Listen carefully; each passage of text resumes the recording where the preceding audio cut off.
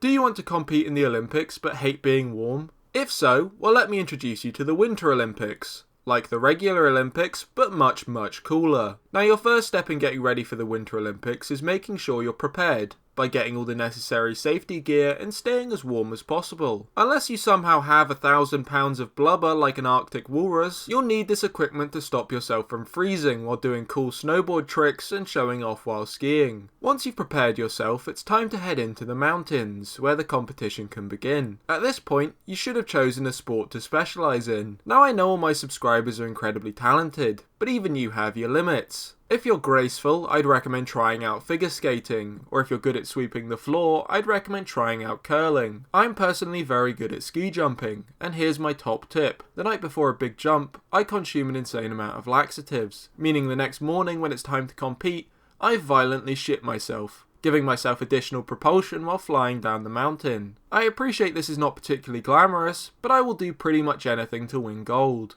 Because of the natural climate required by the Winter Games, most competitors come from more northern countries, so you'll probably come up against a dozen Bjorns from Norway, who've all been snowboarding since they were fetuses. Obviously, it's very challenging to go up against people who've been competing since they were toddlers, but you can get over this hurdle by doing an insane amount of steroids, as well as practicing via Mario and Sonic at the Winter Olympic Games. If you're struggling to get on your country's Olympic team, I'd recommend hopping onto Ancestry.com and trying to find a long-lost relative from a much smaller country, allowing you to compete for a country that may have a much smaller pool of athletes. Once you've reached the Olympics, you'll be ready for next week's video, Advice with Ben, how to embrace defeat and not get too depressed when you come dead last at curling. If you enjoyed this video, remember to leave a subscribe, or don't, it's a free country.